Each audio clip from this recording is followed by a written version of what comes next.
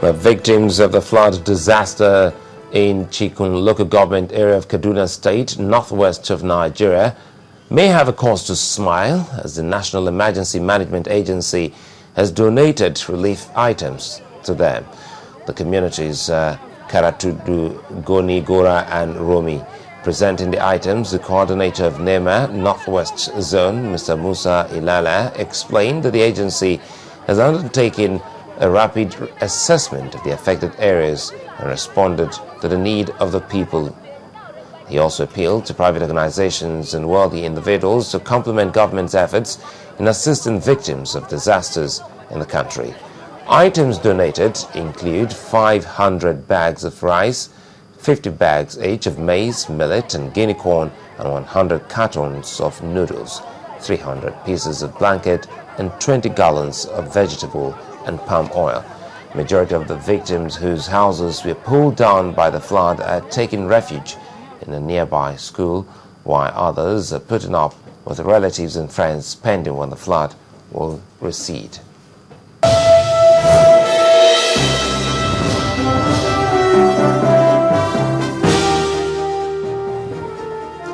Well, time now for a look at our business stories with Adeshawa. Well, thank you, Sulaiman.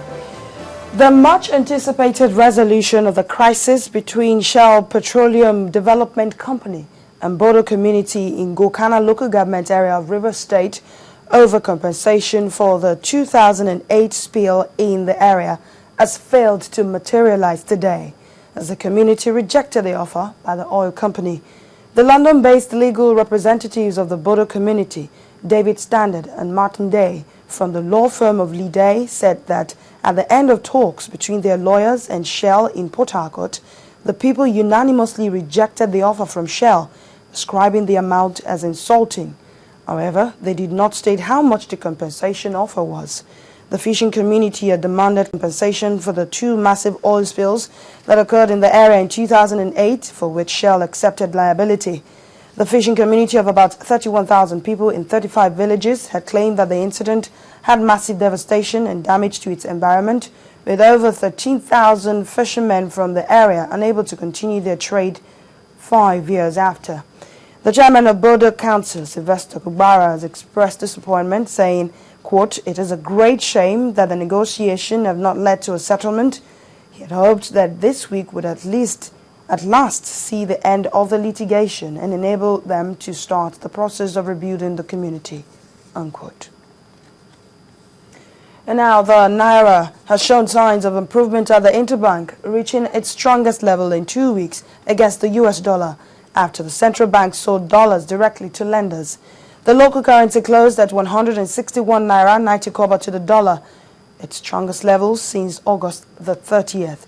Traders say the Naira may trade within 162 Naira to 163 Naira per dollar if the central bank keeps intervening in the market. The central bank sold $600 million at its twice weekly auction this week, in addition to its direct dollar sales. And as the National Bureau of Statistics prepares to release the headline inflation rate for August on Monday the 17th, there are indications that inflation rate will relatively remain unchanged at 8.64% in August from the 8.7% recorded in July. This observation comes 1 week ahead of the Monetary Policy Committee meeting scheduled to hold between September the 23rd and 24th. According to a financial derivative company, the high prices of commodities in the base period contributed to the muted inflation in August. The federal government has been advised to subsidize farmers in the country to boost rice production. This was the view of the president of Africa Development Bank, Mr. Donald Kaberuka, on the sidelines of the 19th Nigerian Economic Summit held recently. According to Mr. Kaberuka, policies should be established to make the agri sector competitive. Now, the total amount of federally collected revenue generated by the federal government of Nigeria in July has been put at 1.05 trillion naira. According to the Central Bank of Nigeria's monthly report posted on Thursday, the amount represents an increase of 33.7% from what was realized in June. oil receipts, which constituted 61.5% of the total revenue, were summed up to 645.65 billion naira, while non-oil receipts amounted to 404.53 billion naira.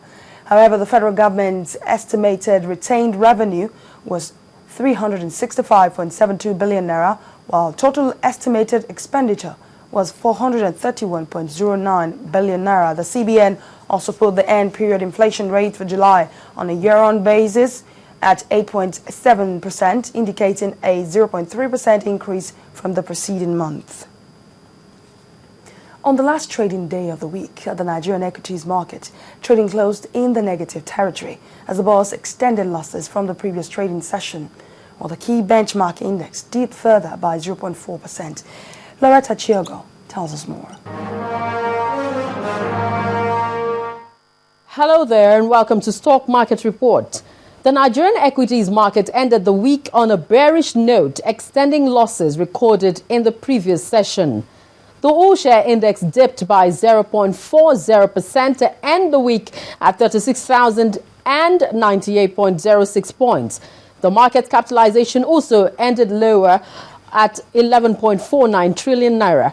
With a 9.09% decline, Wapik Insurance was the session's top loser and has IHS and Multitracks trailing behind with losses under 9% each. Jos International Breweries, Portland Paints and Products Nigeria, and Trans-Nationwide Express were among Friday's gainers, with gains of between 9.7 and 9.94%. Now, the top volume drivers for the day were led by Unity Bank, as investors exchanged over 23.52 million units of the equity ahead of Zenith Bank and Vono Products. When the closing bell rang to signify the end of trade today, volume came in lower at 186.1 million units, valued at 2.19 trillion naira in over 3,000 deals. And that's the Stock Market Report. I am Loretta Chiogo. Thank you, Loretta. That's business news at this hour. The news at 10 continues in just a moment.